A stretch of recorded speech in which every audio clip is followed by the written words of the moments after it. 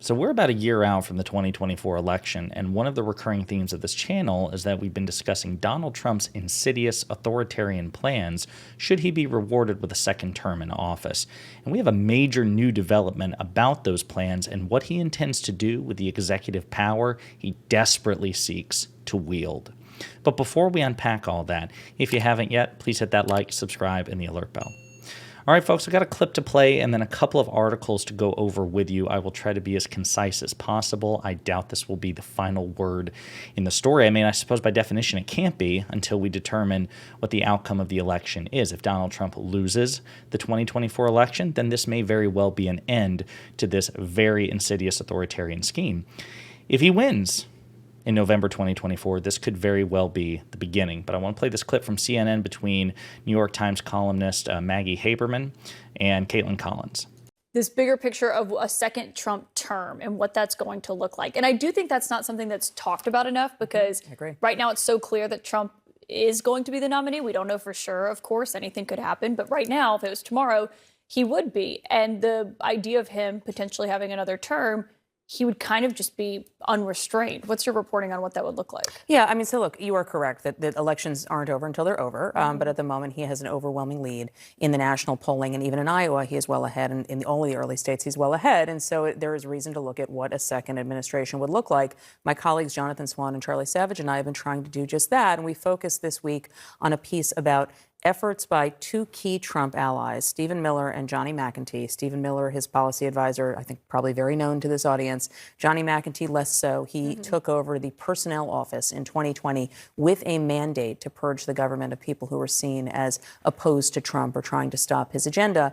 They are trying to find lawyers who could staff a second Trump administration, lawyers who would fill agencies, not just White House counsel, lawyers who would find ways to get him to yes on the kinds of policies that he wants to enact. And as he has actually laid out several of them on his campaign website in some detail, it's a pretty radical agenda. And it would be so notable because lawyers defined the first 4 years of Trump to a degree because they were kind of the seatbelts, if you want to put it that way. The guardrails phrase gets used a lot. Look, lawyers, very conservative lawyers, many of them. Incredibly conservative. Correct. We're saying no on things that Trump wanted to push through, particularly on matters related to immigration. I mean, that's always going to be a big driver with Trump. And so you are now seeing a push to try to get lawyers who will not raise those kinds of objections, who will try to find ways that he can accomplish what he wants. And we will see what that looks like if he becomes president again. So, folks, I mean, that just barely scratches the surface. This is genuinely terrifying. We've done videos about the so-called Project 2025, which is a comprehensive, an extremely complex, comprehensive effort by Trump-affiliated conservative organizations. And to be actually quite candid, it's not even necessarily about Trump. They've openly said, if you actually look at the Project 2025 PDF, there's like a 1,000-page PDF in which they go into vivid detail their plans to radically reshape the federal government and the executive branch. They said that this is actually for any conservative Republican who has a shot at the presidency. Clearly, that's Donald Trump right now, but it could be anybody. So there may be further attempts at this. They want to radically reshape the federal government. As we discussed, the president is the single most powerful office in the country by far. There's no question about that. But they want to make the president even more powerful. We have several notions in this country, like systems of checks and balances and separation of powers. People who are participating in Project 2025, as well as some of the other efforts that we're going to discuss in these articles that we're going to look at, which Maggie Haberman just mentioned, because it's all part of the same enterprise, they want to erode separation of powers and erode checks and balances. Basically, when the president takes office, there are about 4,000 crucial positions which are considered political appointees that the president hires and fires at will, 4,000 replacements with every administration. And then the vast majority of the federal government, millions tens of thousands, but if you count the military, millions of employees, largely stay the same from administration to administration to ensure a continuity of government, right? Because you don't want literally the entire federal government to change on January 21st or 20th following the election, right? There has to be a continuity of government. Now, the president's still the head of the executive branch, so he's still, again, the guy calling the shots, but he can't just fire at will every single person he doesn't like. There are employee protections which protect against presidential abuses. There are also checks and balances which allow Congress to check the power of the president so he or she doesn't try to hoard power into themselves. We have independent agencies like the Federal Reserve, which currently sets the interest rates for the government. It's an incredibly powerful office. Now, technically, the chairman of the Federal Reserve is appointed by and reports to the president, but he's not an at-will employee. Jerome Powell, the current head of the chairman of the Federal Reserve, can't just be fired by President Biden or President Trump or whoever for just any reason. There has to be cause. Project 2025, these conservatives want to change that and make every single federal employee a sycophant of the president. Okay, that is incredibly dangerous. Imagine somebody who is subordinate to Donald Trump running the Federal Reserve, who can be hired or fired at a whim, at will, with no checks and balances. It's incredibly dangerous. So let's get into some of the articles here. This is from the Maggie Haberman was referencing this Washington Post article. Trump and his allies plot revenge, Justice Department control in a second term. We're not going to read the whole thing. I've got this one to look at, an op-ed from the Washington Post in response to this, and then an op-ed from the Atlantic as well. We're not going to read all of it, but we're probably going to dive the deepest into this particular article.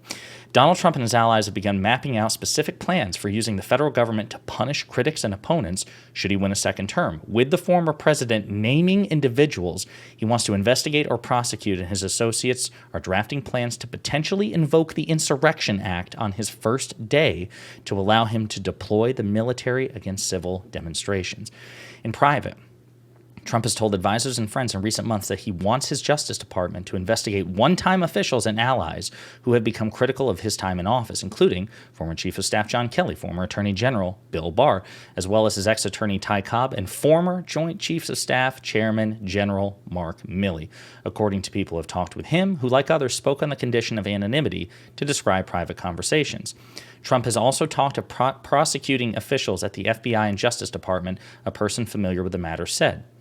In public, Trump has vowed to appoint a special prosecutor to go after President Biden and his family. The former president has frequently made corruption accusations against them that are not supportable by the available evidence. It would resemble a banana republic if people came into office and started going after their opponents willy-nilly, said, and I'm going to butcher the name, a constitutional law professor at the University of Virginia who studies executive power. It's hardly something we should aspire to. And again, the article goes in at length. He says, this is a quote from Trump, which we played in a previous video at a rally. He said this on tape. "This is third world country stuff, arrest your opponent," Trump said at a campaign stop in New Hampshire in October. And that means I can do it too. So, folks, this is incredibly dangerous. I urge you to read the article at length. Now, as the op-ed responding to this Washington Post fact-based article says, the irony here is Trump is claiming the power to do precisely what his attorneys are in court complaining, without evidence, has been illegally done to him. So Trump and his attorneys are baselessly asserting without evidence that President Biden is weaponizing the Justice Department against Trump. Again, no evidence for it, but now Trump says we need to hoard power to do it to our enemies, to do it to Joe Biden, to do it to Democrats, to do it to former allies and subordinates who have since become critical of him. He's even threatened to go after the media, as we've covered in a previous video. Why should this be any different? Why isn't it possible, based on the things that we're talking about right here, that Donald Trump will weaponize a Justice Department, if he wins the second term, his Justice Department, against the media? MSNBC, CNN, the New York Times, AP, Reuters, if they publish anything that he dislikes, it's incredibly dangerous. There is no precedent for this. Like, the Department of Justice officially, technically operates under the purview of the president. The Attorney General is the head of the Department of Justice, and he or she is an at-will employee of the president. But it's been tradition for decades that the Justice Department have a degree of autonomy, right? A degree of semi-independence, quasi-independence. The president can hire and fire the attorney general and give orders to the attorney general, but it's tradition that the president not make the attorney general pursue individual prosecutions. So the president may say, listen, I want drug reform is going to be a major element of my presidency, and I want the attorney general to be on board with it, right? I want to, declassify, deschedule marijuana, right? And so that would give the attorney general policy indications about how he should align the Department of Justice behind the president. But it would be inappropriate for the president to say, I want you to prosecute this person. Or you may prosecute this person, but I don't want you to. You may be inclined to prosecute this other person, but you can't. You need to let this person go. You need to let this person slide. That's just not done. The last time we saw a president really try to hoard the Justice Department under their control was like Richard Nixon, right? Another Republican. This is incredibly dangerous. There is no analog for this in the Democratic Party, and even with most modern Republican presidents. The last thing I want to point out, though, is, again, this is another great op-ed in response to this from The Atlantic, written by, I think, Tom Nichols. And I'm just going to read parts of it right here, okay? The coalition of the pro-democracy voters, I'm one of them, is shocked at the relative lack of outrage when Trump says hideous things. The media's complacency is a big part of this problem, but that's a subject for another day.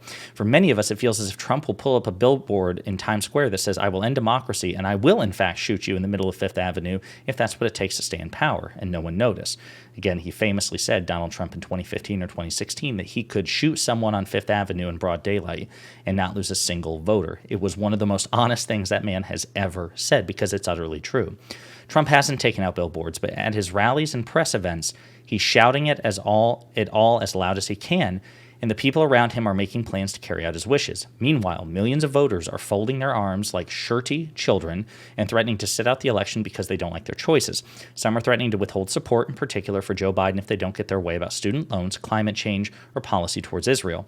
They're living in a booming economy that's outperforming any other developed nation since the start of the pandemic on many measures, and they're miserable and angry about it. Many voters resent hearing all this. They think they're being bullied into a binary choice between two candidates they don't like, and so they engage in wish casting. If someone could beat Trump for the GOP nomination, if only Biden would step down, if only America didn't rely on the Electoral College, and so on. Okay? Then it goes on to say, if American democracy falls in 2024, the chief culpability will rest with Trump, his allies, and the elected Republicans who enabled him. But if Trump manages one last time to win the Electoral College out of a distracted and sullen American electorate, much of the blame will also rest with voters who couldn't be bothered to put aside their petty beefs and particularistic interests long enough to link arms at the ballot box and defend the American system of government. Listen, that's very blunt, and I don't want to downplay, some of the examples that he cited. The Biden administration's foreign policy disposition, their stance on climate change, et cetera, and so forth. All of those things are perfectly legitimate things to hinge your vote on, right? Those aren't minor issues. And as I've said before on this channel, I think if President Biden had been left to his own devices, he would be a much more conservative president than what he's governed. One of the best things about Biden is that he is bullyable. He is susceptible to pressure from the left. And I do think those things have to be factored into the equation. But I want to make this very clear. Biden or no Biden, Biden or Kamala Harris or Gavin Newsom or Josh Shapiro or Andy Beshear or J.D. Pritzker or Gretchen Whitmer or Cenk Uygur, he's running for president as well. Whoever the Democratic nominee is, it's probably going to be Joe Biden. But whoever it is, they have to win. It is vital that they win. And there can be no false equivalence here. No matter what decision you or I make, and hopefully we'll make the decision to vote for the Democrat come hell or high water, and to encourage others to do so as well. Let's be very clear-eyed about this. Any suggestion that any elected Democrat is effectively Donald Trump or a Republican, it is just that. It's a false equivalence. The very worst elected Democrat in the United States, and I mean this literally, is better for this country than the very best Republican elected official. And I mean that. Donald Trump is leading an authoritarian cult of personality. That's what the Republican Party has become. And people like Mitt Romney, who is a statesman, he's on his way out the door. Okay, he's like the one Republican who is tolerable in terms of elected officials. Liz Cheney is also, she's out of office. She also has terrible policy positions, much worse than even Romney, and so on and so forth. Our options at the end of the day are a Republican or a Democrat. It will almost certainly be Trump. It's probably going to be Biden. Donald Trump is literally a threat to democracy, and so is the cult that he commands, which is, for the most part, the elected Republican Party. If you had to draw a Venn diagram between the MAGA cult of personality and the elected Republican Party in Congress, it's basically a circle. It's basically a circle. Remember that as we get closer to the election. This is vital. Donald Trump and his party are a threat to democracy in a way that the Democratic Party and Joe Biden simply aren't. We may not have the opportunity to address things like climate change and the complex issue between Israel and Palestine and so on and so forth. We may not be able to address these things if Donald Trump or somebody like him, like even Ron DeSantis, becomes president again, because we can't rely on the Republican Party to stop him or to check him. They're not going to pump the brakes.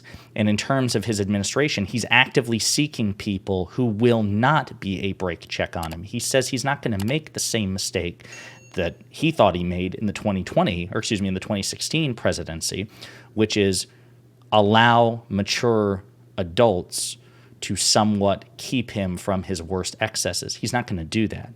He's going to fill the federal government, in as much as he can, with sycophants, and that is incredibly dangerous with a bad faith authoritarian demagogue like Donald Trump. So be vigilant. We're going to cover the story as it continues to unfold. Let me know what you think in the comments below.